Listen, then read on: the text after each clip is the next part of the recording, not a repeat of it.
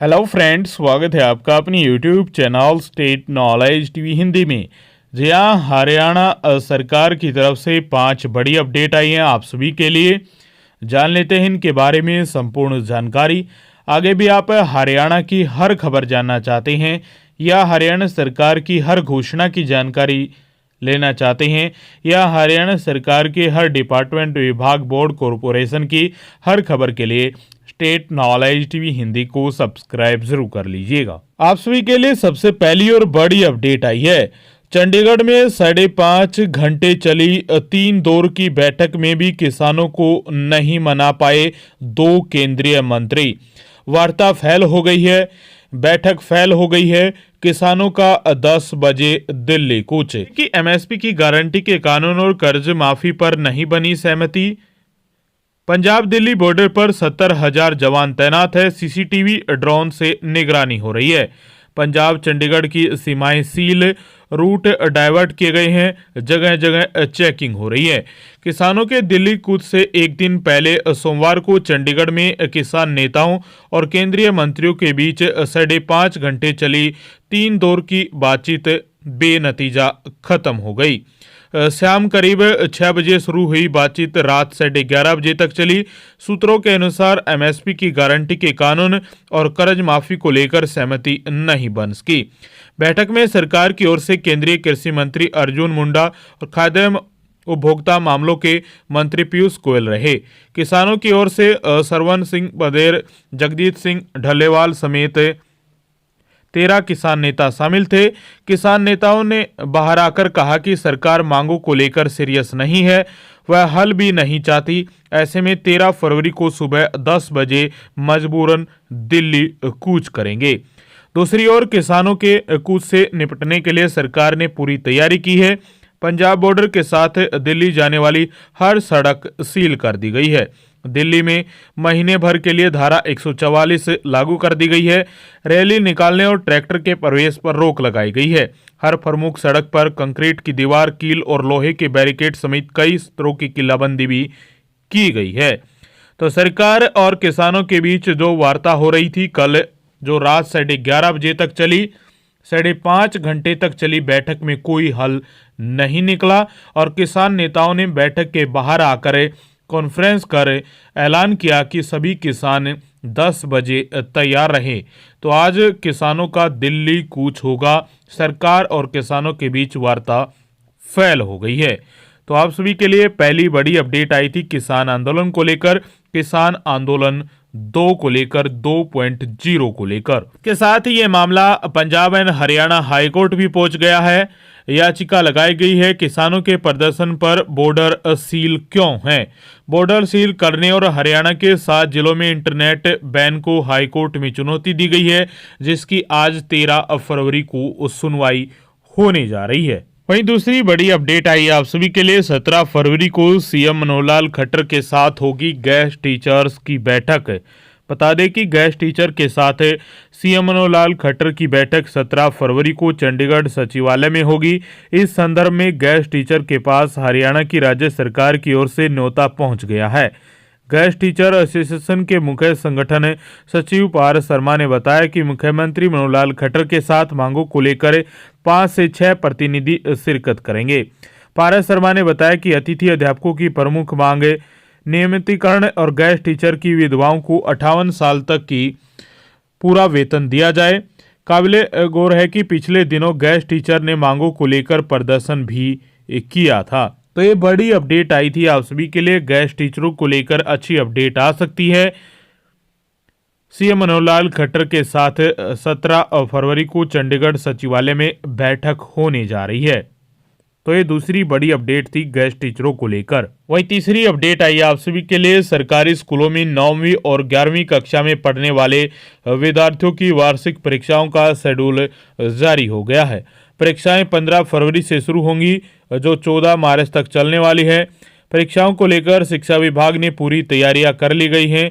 इन कक्षाओं की परीक्षाओं के लिए प्रश्न पत्र भिवानी बोर्ड की ओर से छपवाए गए हैं। 9वीं कक्षा की परीक्षा 17 फरवरी से लेकर 7 मार्च तक चलेगी। वहीं 11वीं कक्षा की परीक्षा 15 फरवरी से लेकर 14 मार्च तक चलने वाली है।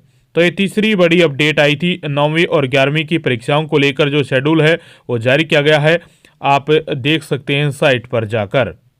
तो ये आप सभी के लिए तीसरी बड़ी अपडेट आई थी स्कूल संबंधित 9वीं और 11वीं की कक्षाओं के एग्जाम को लेकर, परीक्षाओं को लेकर। वहीं चौथी अपडेट आई है आप सभी के लिए। मुख्यमंत्री ने भिवानी में 9.39 करोड़ की 13 ओडीआर सड़कों के सुधार कार्य को मंजूरी दे दी है। हरियाणा के मुख्यमंत्री मनोहर लाल खट्टर ने भिवानी की 13 ओडीआर सड़कों की विशेष मरम्मत और सुधार के लिए प्रशासनिक मंजूरी प्रदान कर दी है। इस प्रोजेक्ट पर 9.39 करोड़ रुपए से ज्यादा की लागत आएगी। एक प्रवक्ता की तरफ से इन परियोजनाओं में बताया कि 25.36 लाख रुपए की लागत से भिवानी के गांव कोंट मानहेरू से नांगल तक 0.350 किलोमीटर लंबी सड़क, 48.49 लाख रुपए की लागत से गांव नवा से लोहानी 3.9 किलोमीटर सड़क, 1.13 करोड़ रुपए की लागत से 1.9 किलोमीटर लंबी संजय मेमोरियल इंस्टीट्यूट अप्रोच सड़क, 12.14 लाख रुपए की अनुमानित लागत से 0.265 किलोमीटर कृष्णा कॉलोनी अप्रोच सड़क, 43.36 लाख रुपए की लागत से सिटी रेलवे स्टेशन से भिवानी चौंग रोड 0.350 किलोमीटर तक का चौड़ीकरण और सुदृढ़ीकरण कार्य शामिल है। वहीं 64.95 लाख रुपए की लागत से 1.4 किलोमीटर मानहेरू से मध्य माधवी सड़क, 2.04 करोड़ रुपए की लागत से गांव निमरीवाली से रूपगढ़ तक 4.20 किलोमीटर लंबी सड़क और 70.25 लाख रुपए की लागत से गांव रूपगढ़ नंदगांव नरसिंगावास 5.250 किलोमीटर लंबी सड़क, 80.90 लाख रुपए की लागत से गांव धीराना कला राजगढ़ 4.225 किलोमीटर लंबी सड़क, 1.37 किलोमीटर यानी 1.37 करोड़ रुपए की लागत से गांव धारेरू में बडाला 3.150 किलोमीटर सड़क और 95.35 लाख रुपए की लागत से गांव मानेहेरू से हिंडोल 3.2 किलोमीटर सड़क की विशेष मरम्मत का कार्य किया जाएगा। इसके अतिरिक्त 2 अन्य सड़कों के मरम्मत कार्यों को भी मंजूरी दी गई है। ये पहल हरियाणा सरकार की बुनियादी ढांचे के विकास के प्रति प्रतिबद्धता को दर्शाती है। सड़क नेटवर्क और कनेक्टिविटी में सुधार होने से जनता को बहुत लाभ होगा। तो ये चौथी बड़ी अपडेट आई थी आप सभी के लिए। वही पांचवी अपडेट है। पांचवी अपडेट में कई खबरें हैं आप सभी के लिए। पहली खबर है हरियाणा पुलिस सिपाही की 6000 पदों की भर्ती खुल गई है। इसको लेकर जो एडवर्टाइजमेंट है वो जारी कर दी गई है। एचएसएससी ने आवेदन मांग लिए हैं। पुरानी भर्ती के 1199 पदों पर जो चयन सूची है वो भी जारी कर दी है। ग्रुप सी में स्पोर्ट कोटे के 447 पदों की भर्ती जल्द होगी और खेल विभाग ने एचएसएससी को आग्रह पत्र भी भेज दिया है। हरियाणा पुलिस सिपाही के 6000 पदों की भर्ती खुल गई है। हरियाणा कर्मचारी चयन आयोग ने 12 फरवरी यानी कल ही विज्ञापन जारी कर दिया था और आवेदन 20 फरवरी 2024 से 21 मार्च 2024 तक ऑनलाइन भरे जा सकेंगे। आयोग के अध्यक्ष भोपाल सिंह खदरी ने बताया कि पुरुष सिपाही के 5000 और महिला सिपाही के 1000 पदों के लिए आवेदन मांगे गए हैं। उन्होंने बताया कि पुरुष सिपाही के लिए जर्नल में 1800 और एससी के 900 और बीसी ए के 700, बीसी बी के 400, ईडब्ल्यूएस के 500 और ईएसएम जर्नल के 350, ईएसएम एससी के 100 और ईएसएम बीसीए के 100 और ईएसएम बीसीबी के 150 पद हैं। जबकि महिला सिपाही के जर्नल के 360 और एससी के 180, बीसीए के 140 और बीसीबी के 80, ईडब्ल्यूएस के 100, ईएसएम जर्नल के 70 और ईएसएम एससी के 20, ईएसएम बीसीए के 20 और ईएसएम बीसीबी के 30 पद हैं। उन्होंने बताया कि इन पदों के लिए ग्रुप सी के पास उम्मीदवार आवेदन कर सकते हैं। आवेदकों में से आयोग पीएसटी और पीएमटी के लिए बुलाएगा। उम्मीदवारों को तब तक बुलाया जाता रहेगा जब तक नॉलेज टेस्ट के लिए 4 गुना उम्मीदवार पूरे नहीं हो जाते। नॉलेज टेस्ट के 94.5% वेटेज होगी, जबकि एनसीसी के 3 और सामाजिक आर्थिक मानदंड के अंकों की संख्या 2.5% रखी गई है। सभी कैटेगरी के उम्मीदवारों के लिए 3 साल की उम्र की भी छूट दी गई है। इसके साथ जो रिजर्व कैटेगरी है जिनको 5 साल की जो छूट मिलती है वो भी आपको एक्स्ट्रा छूट मिलने वाली है। यानी अब 25 की बजाय 28 में कांस्टेबल लग पाएंगे और साथ में जो 5 साल की छूट रहने वाली है यानी 33 साल तक अब आप कांस्टेबल की नौकरी मिल पाएंगे, हरियाणा पुलिस सिपाही में लग पाएंगे। लेकिन जनरल कैटेगरी के लिए केवल 28 तक रहने वाली है। अन्य कैटेगरी जहां पर रिजर्वेशन है 5 साल का, वहां पर 5 साल और बढ़ाकर आपका जो सिलेक्शन है वो हो पाएगा। इसके साथ पुरानी भर्ती के 1199 पदों पर चयन सूची जारी कर दी गई है, आप चेक कर सकते हैं। स्पोर्ट कोटे के 447 पदों पर भर्ती होगी जल्द। पुलिस के एमएपी के 60 पदों पर भी भर्ती होगी। इसके साथ टीजीटी पदों का रिजल्ट घोषित किया जाए जल्द से जल्द, ये भी अपडेट आई है। और फायरमैन पदों के लिए कमेटी ने मीटिंग की है और जल्द होगा इस पर भी फैसला। ग्रुप सी के लगातार पेपर 20 फरवरी के बजाय थोड़ी देरी से हो सकते हैं। तो हरियाणा कर्मचारी चयन आयोग की तरफ से ये अपडेट आई थी आज 13 फरवरी सुबह सुबह। 5वीं अपडेट में आप सभी के लिए पहली बड़ी खबर आई थी। वहीं अगली अपडेट है, हरियाणा के स्कूलों की टाइमिंग में बदलाव कर दिया है। 5वीं अपडेट में अगली अपडेट आई है, शिक्षा विभाग ने मौसम बदलते ही इसको लेकर ऑर्डर जारी कर दिए हैं। सिंगल शिफ्ट के स्कूल सुबह 8 बजे से दोपहर 2:30 बजे तक खोले जाएंगे। वहीं डबल शिफ्ट के स्कूल सुबह सिंगल शिफ्ट वाले स्कूलों से 1 घंटा पहले खोले जाएंगे, यानी ये स्कूल सुबह 7 बजे से खुलेंगे। इन स्कूलों में दोपहर 12:30 बजे तक पढ़ाई होगी, इसके बाद छुट्टी की जाएगी। दूसरी शिफ्ट दोपहर 12:45 पर शुरू होगी और शाम 6:15 पर तक छुट्टी हो पाएगी। यह आदेश 15 फरवरी से लागू हो जाएंगे। ठंड के चलते बदली थी स्कूलों की टाइमिंग, इसको लेकर जो लेटर है वो भी जारी कर दिया गया है, आप लेटर भी देख पा रहे होंगे। दोहरी शिफ्ट वाले विद्यालयों के लिए और एकल जो शिफ्ट वाले विद्यालयों के लिए है, इसमें वार्षिक परीक्षाओं के सुचारू संचालन के मद्देनजर 15 फरवरी 2024 से विद्यालयों के समय में नियमानुसार बदलाव कर दिया गया है।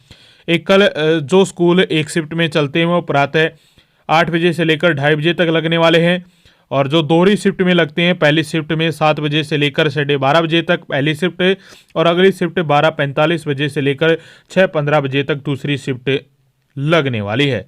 तो ये लेटर जारी किया गया है हरियाणा स्कूलों के समय में बदलाव को लेकर। ये बड़ी अपडेट आई थी आप सभी के लिए।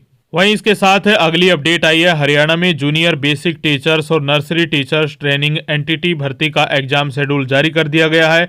17 मार्च को जेबीटी और 7 अप्रैल को एनटीटी का रिटर्न एग्जाम आयोजित किया जाएगा। हरियाणा सरकार 393 जेबीटी जबकि 100 एनटीटी पदों पर भर्ती करने जा रही है। रिटर्न एग्जाम में मेरिट के आधार पर शिक्षकों को स्कूलों में नियुक्ति मिलेगी। नियुक्ति से पहले इंटरव्यू नहीं होगा। रिटर्न एग्जाम पास करने वाले शिक्षकों को जून में लोकसभा चुनाव के बाद नियुक्ति दी जाएगी। 12 मार्च से मिलेंगे एडमिट कार्ड। जेबीटी भर्ती के आवेदक 12 मार्च और एनटीटी के आवेदक 2 अप्रैल शाम 5 बजे तक अपने एडमिट कार्ड विभाग की आधिकारिक वेबसाइट पर जाकर हासिल कर सकेंगे। परीक्षा सुबह 9:30 से लेकर दोपहर 12 बजे के बीच होगी। जेबीटी की लिखित परीक्षा के बाद 19 मार्च को दोपहर 11 बजे तक परीक्षा की आंसर की भी जारी कर दी जाएगी, जिस पर आवेदक 21 मार्च दोपहर 2 बजे तक ऑब्जेक्शन दर्ज करवा सकते हैं। नर्सरी टीचर ट्रेनिंग की आंसर की 9 अप्रैल को जारी की जाएगी। इसके बाद 11 अप्रैल दोपहर 2 बजे तक अभ्यर्थी अपना ऑब्जेक्शन दर्ज करवा पाएंगे।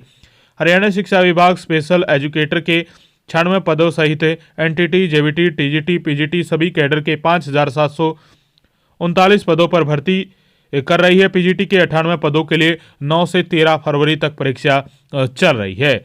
तो 5वीं अपडेट में आप सभी के लिए बड़ी खबर आई थी।